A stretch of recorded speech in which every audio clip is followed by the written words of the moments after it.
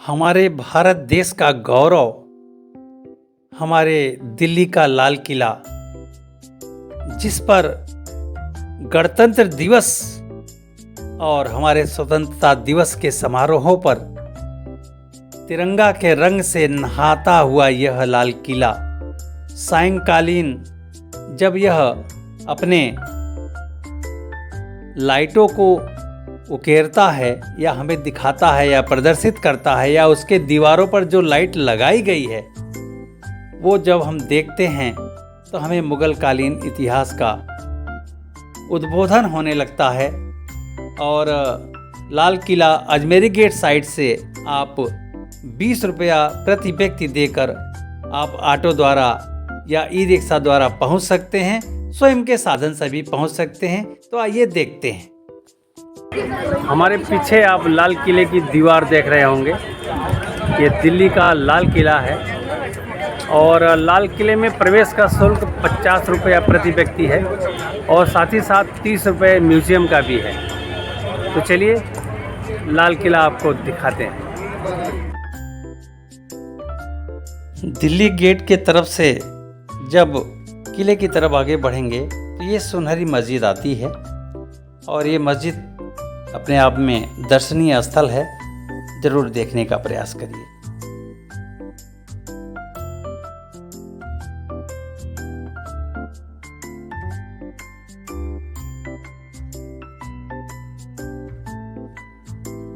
दिल्ली का लाल किला वाकई में दिल्ली पर्यटन के दौरान यदि आपने लाल किला नहीं देखा तो बहुत कुछ मिस कर जाएंगे। तो चलिए, लाल किला का प्रवेश इसके लाहौरी गेट से होता है और ये है लाहौरी गेट का प्रवेश द्वार। और जैसे ही हम प्रवेश द्वार पर आते हैं तो ऊंची इमारत जो दिख रही है, यहाँ पर हमारा तिरंगा फहरा रहा है और इसी तिरंगे को फहराने के लिए हमारे भारत देश के प्रधानमंत्री इसी के ऊपर चढ़कर देश को संबोधित करते चले आ रहे हैं और यह संबोधन 1947 से लगातार चलता चला आ रहा है। इसके बाद ये जो सामने आप महराबदार गेट देख रहे हैं, इसके अंदर एक लंबा बाजार है जिसे चट्टा चौक कहते हैं,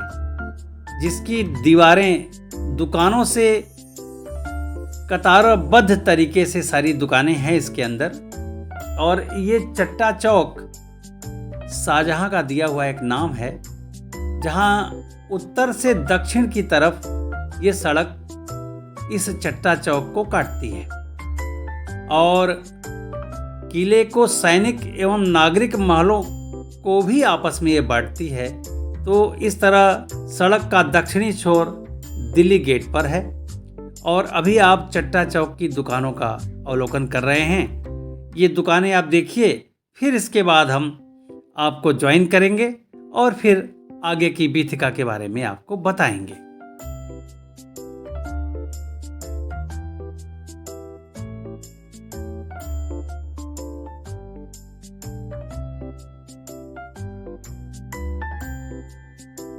अभी सामने जो इमारत आप देख पा रहे हैं, इस इमारत में एक रेस्टोरेंट है, साथ ही साथ मुगलों से संबंधित कुछ पुस्तकें हैं और यहाँ पर सायंकालीन जो लाइट एंड साउंड शो चलता है, उस शो का टिकट भी यहीं पर मिलता है और टिकट का चार्ज 500 है पीछे वाली सीट, 800 रुपये मध्य सीट और 1000 रुपये की आगे वाली सीट का रेट है।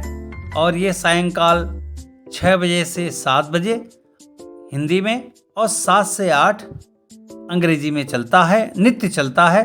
आप अपने टिकट का रिजर्वेशन ऑनलाइन भी करा सकते हैं। तो ये वो इमारत है जहां से आपको लाइट एंड साउंड शो देखने को, टिकट खरीदने को मिलेगा। अब आइए, अब हम आगे बढ़ते हैं और आपको यहाँ का वो जगह दिखाते हैं जिसको बोलते हैं नक्कार खाना। शाहजहां के ज़माने में यहाँ पर नगाड़े बजाने वाले हुआ करते थे, जो मुनादी करते थे। जब कोई गेस्ट यहाँ आ जाता था तो उसको यहीं रोका जाता था और मुनादी करके ये सूचना दी जाती थी कि कोई बाहरी व्यक्ति आया हुआ है और जो बादशाह सलामत से मिलना चाहता है। फिर यहाँ से नक्कारों की आवाज़ वहाँ तक पहुँच जाती थी, दीवाने आम तक। फिर बादशाह सलामत दीवाने आम में आते थे और उनसे मिलते थे, और अगर वो खास व्यक्ति हैं तो उन्हें दीवाने खास में वो मिला करते थे। तो ये है नक्कार खाना।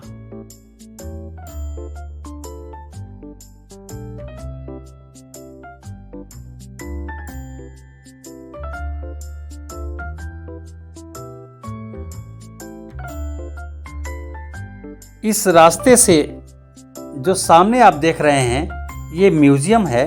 यदि म्यूज़ियम का टिकट आपने लिया हुआ है तो इस तरफ जाइए, अदरवाइज़ आप ये दीवाने आम जो है इसको हम आपको दिखाते हैं। दीवाने आम के ठीक सामने खुला मैदान है और मूलतः दीवाने आम एक तरह का प्रांगण है जिसे दीवाने आम का नाम दिया गया है। यहाँ उस समय शाहजहाँ जनसाधारण से मिलने हेतु यहीं पर बैठा करते रहे, और साथ ही साथ ये जो अंदर आप श्वेत संगमरमर का अलंकृत सिंहासन देख रहे हैं और उसके ऊपर छज्जा दीवान है, ये पूरी दीवार के बीचों बीच बनाया गया है।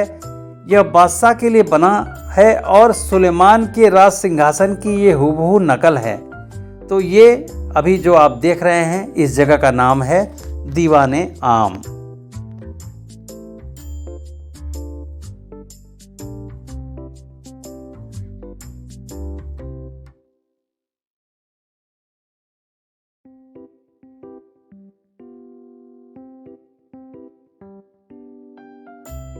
यह एक तरह का खुला तरन तारन है जिसको पोंड्स भी आप कह सकते हैं।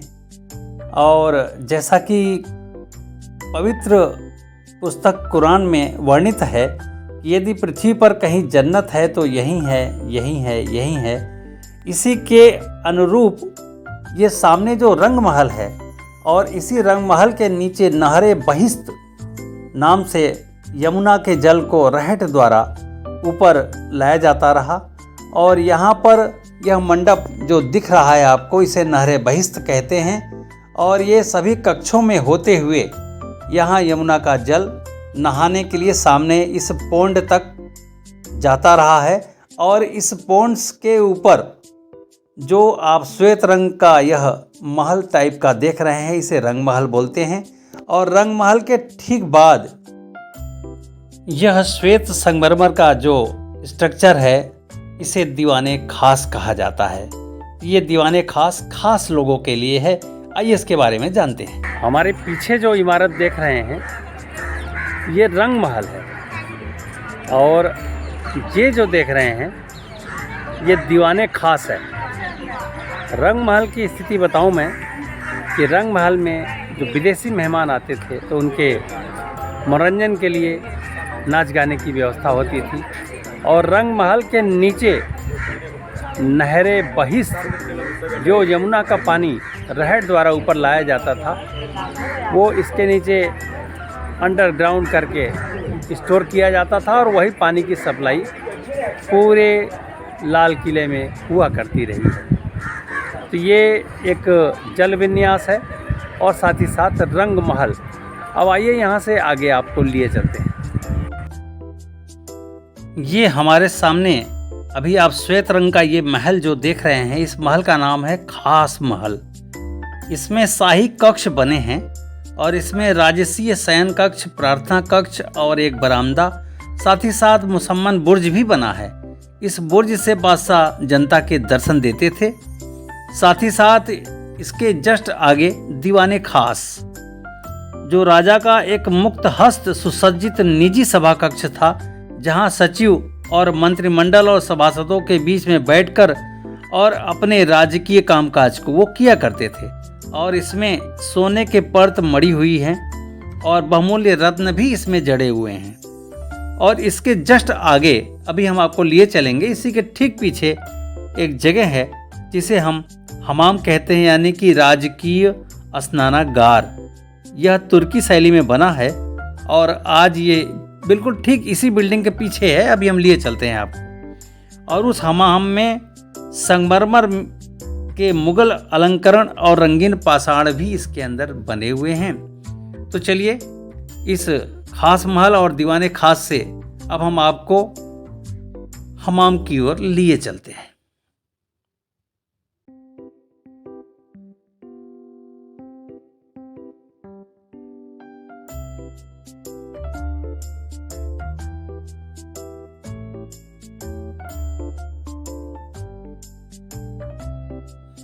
यह जगह राजकीय स्नानागार अर्थात हमाम है और इसी हमाम के ठीक बगल में मोती मस्जिद है।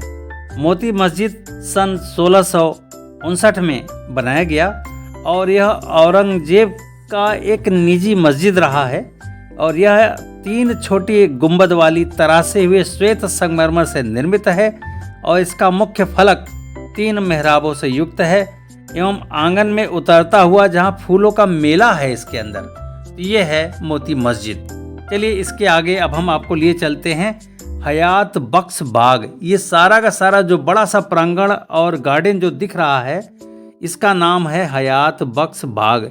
इसका अर्थ है जीवनदायी उद्यान या 2 कुलियाओं द्वारा विभाजित है और यह मंडप उत्तर दक्षिण कुलिया के दोनों छोरों पर स्थित है।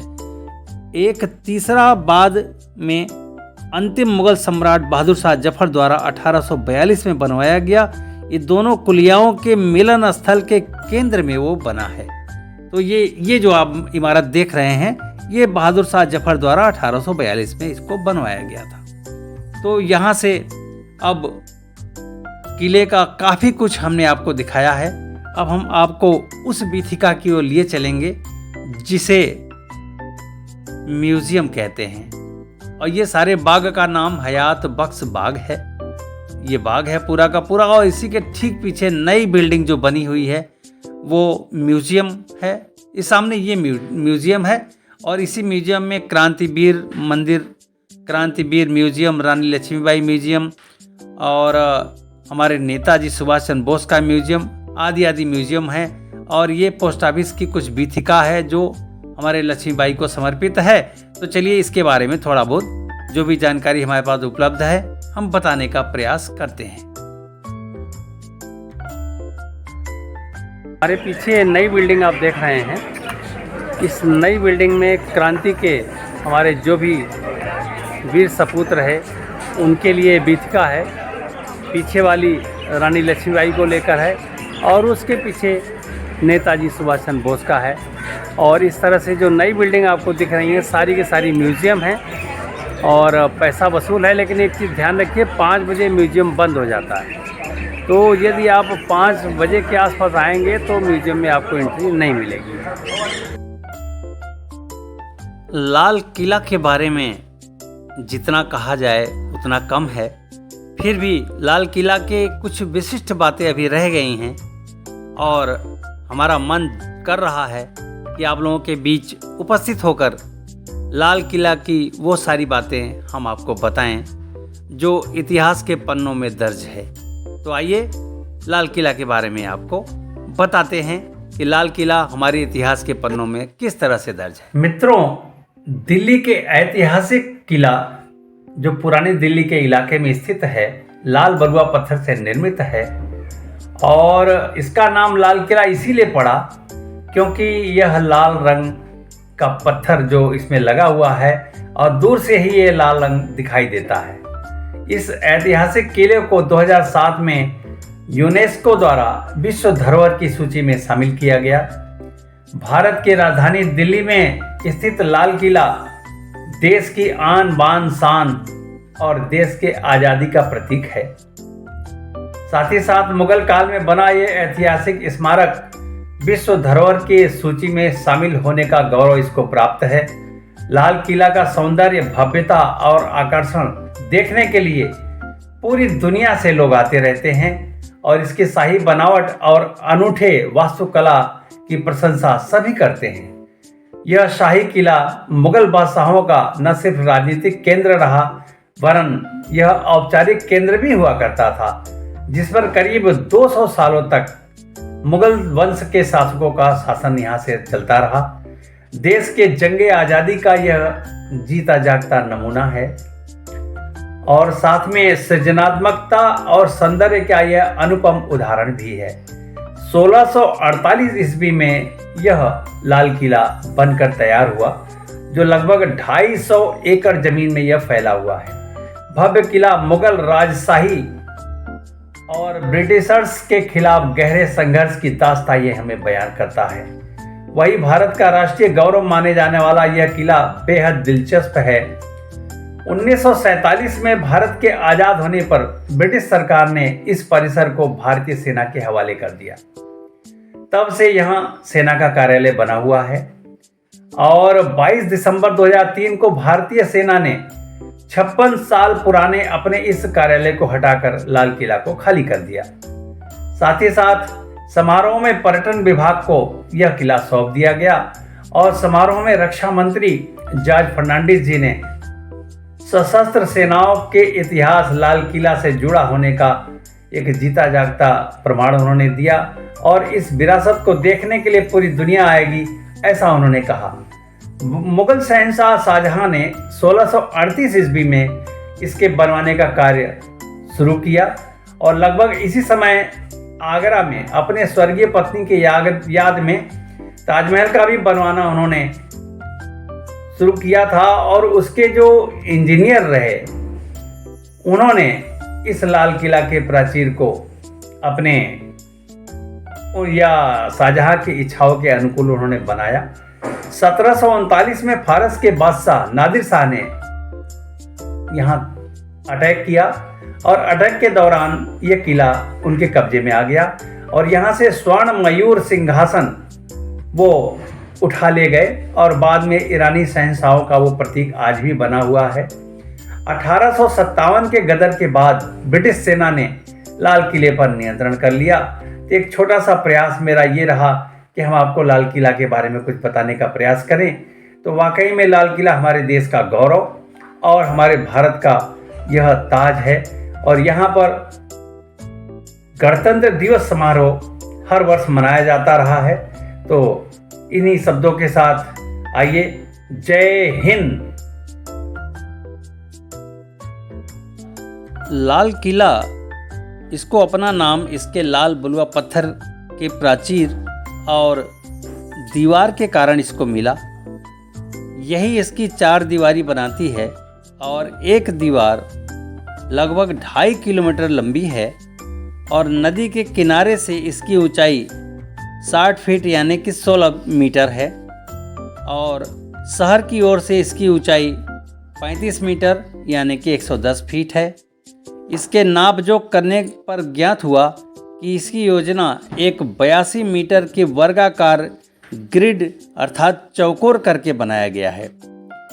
लाल किले की योजना पूर्ण रूप से जो बनाई गई, इसके बाद बदलाव ने भी इसकी योजना के मूल रूप में कोई बदलाव नहीं होने दिया। 18वीं शताब्दी में कुछ लुटेरों और आक्रमणकारियों द्वारा इसके कई भागों को क्षति पहुंचाई गई। 1857 का प्रथम स्वतंत्रता संग्राम के बाद किले को ब्रिटिश सेना के मुख्यालय के रूप में प्रयोग किया जाने लगा और इस सेना ने इसे करीब 80% मंडपों और उद्यानों को नष्ट भी किया। इन नष्ट हुए बागों और बचे हुए भागों को पुनर्स्थापित करने का कार्य 1903 में उमैद दानिश द्वारा चलाया गया। ये एक छोटा सा ये प्रयास रहा है कि ये किला हमारा जैसे था वैसे ही हमें दिखाई दे। तो चलिए, किले के बारे में अब समापन करने का समय आ चुका है, तो चलिए समापन करते हैं। समय की एक सीमा होती है और हम इस किले में 3 बजे के आसपास प्रवेश किए थे और इस समय सायंकाल 6 बज रहा है और सूर्य अस्त होने के कगार पर है।